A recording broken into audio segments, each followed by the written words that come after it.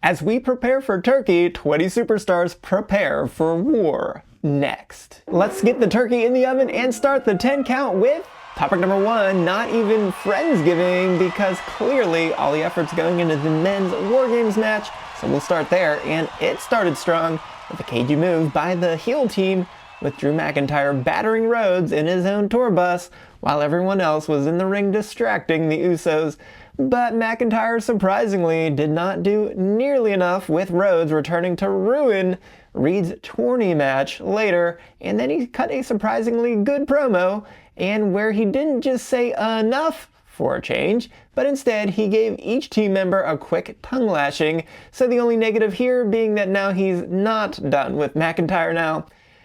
Though I really hope that that's just to get through this WarGames match and not another surefire loss for McIntyre. But on Monday, Roman Reigns kicked things off. Here we go again with Reigns and Rhodes on the same team, with Reigns saying that family is the main topic because we don't play around when it comes to family, or at least so he says, because not to sound like the Doc here, but pretty much all Reigns did was play around with his family, testing and tormenting his family to fall in line for much of his title reign. So much so that they kept questioning him and turning on him, only to eventually submit to him. But the big takeaway here is that Reigns is saying that the title would look so much better on his shoulders, leaving it up into the air on which of the two champions he was talking to here.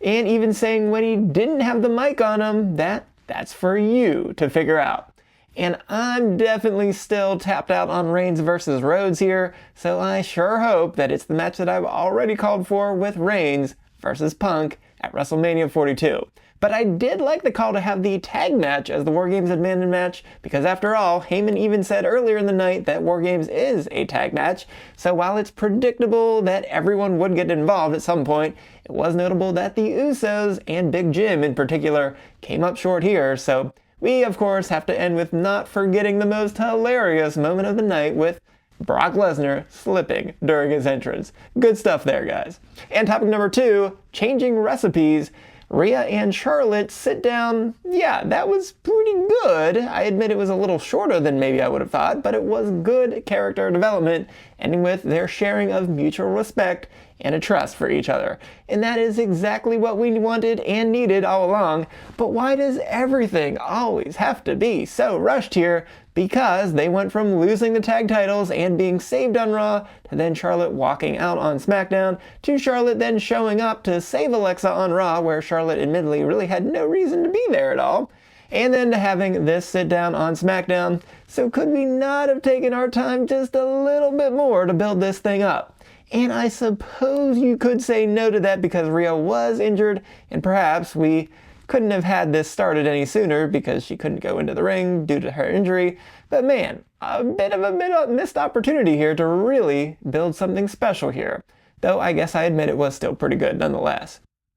Then we have AJ and Becky's additions to the teams, and you just have to ask, did the ends justify the means here? Because yes, of course we want AJ and Becky in this match, so they did get it right, but did we really have to give it away a week ago on Raw when Rhea simply came up to AJ backstage to ask to talk to her? So yeah, there was literally no suspense for AJ's reveal on SmackDown, and why do we have to do that, guys? Perhaps they gave up AJ's surprise to make sure that Becky's attack actually made sense, because Becky shouldn't and wouldn't have shown up to SmackDown if she didn't know that AJ wasn't going to be the one to be revealed.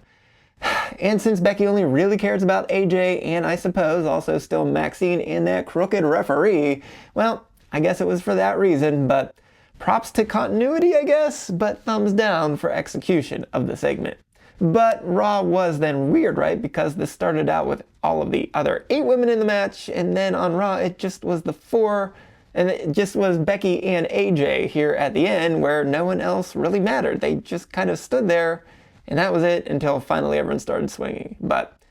really, that was bad. Alright, topic number 3, taste better when you DIY, because the match of the week was again the US title open challenge between Dragunov and McDonough, and sometimes we just need a banger of a match, and this one definitely qualified, and McDonough even landed not 1 but 2 brainbusters, on Dragunov as well as his moonsault, but that was still not enough to put Dragunov away. But Dragunov's certain future opponent in Ciampa is the interesting part, as DIY battled Fraxium, which was unsurprisingly a good match, but a very, very surprising ending with no way did I see Candice unmasking Axiom as the way to give DIY an easy win here. It had to be planned because that mask came off way too easily, but we have to ask why, because the teams simply are battling over Ciampa calling a third party in Dragunov a non-PG name, so this ultimate show of disrespect really stepped things up in a weird, weird way.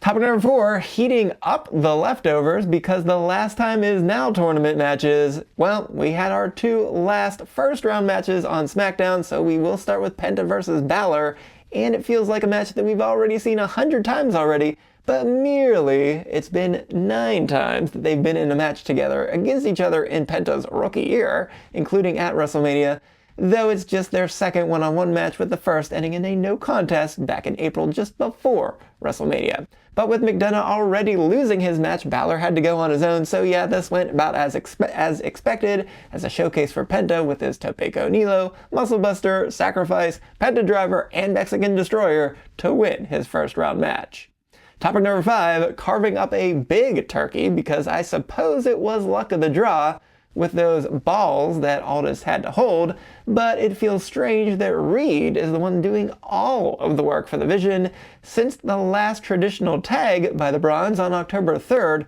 Reed has had 4 one-on-one matches to Breaker's 1 one-on-one match, including Reed having both a title match against Rhodes and then also this tournament match right here.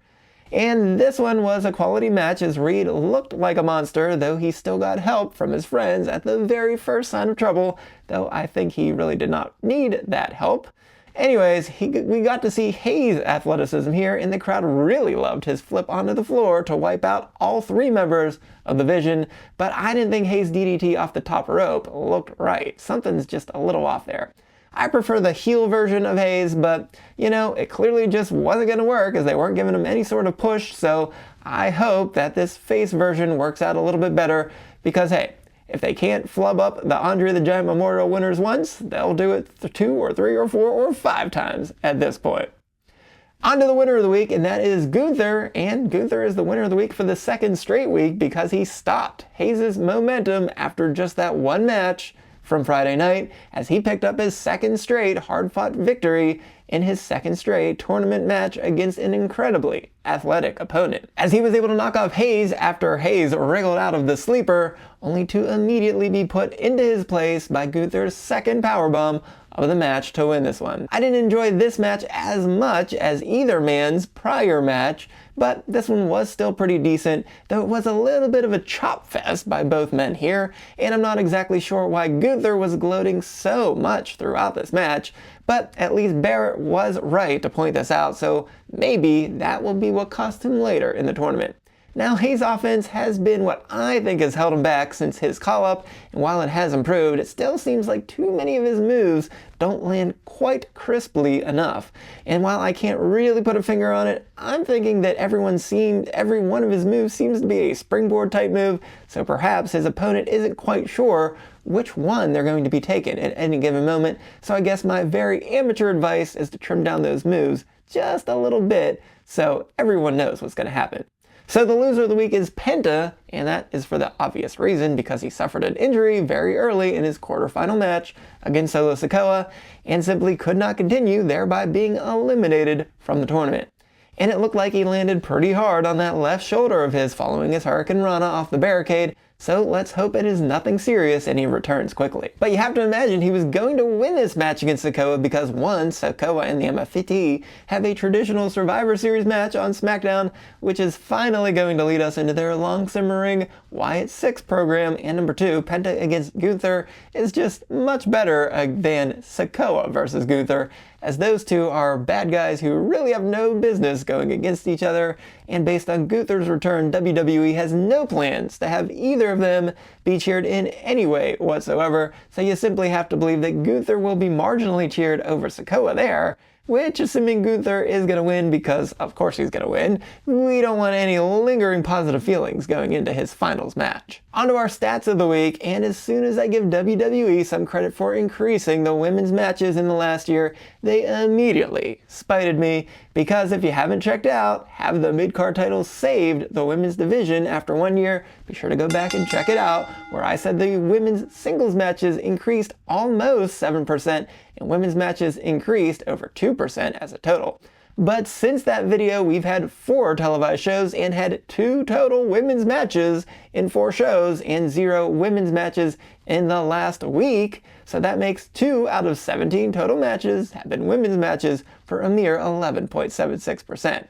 So the 2 matches we did get were Jade's near squash of B-Fab in just 2:15 and Maxine's upset of Becky in 9 minutes and 50 seconds. So that's a total of 12 minutes and 5 seconds of women's matches in the last 2 weeks. And I yet again did not beat the 10 count, but at least I showed up for another week, unlike this complete lack of women's matches since my prior show. But Thanksgiving is tomorrow, so if you missed my top 6 WWE dishes for our 2025 Thanksgiving dinner, be sure to go right on over here and check that out. So happy Thanksgiving, everyone. So until next time, enjoy your holiday. And I am the SportsZu, and this has been Stop the 10 Count.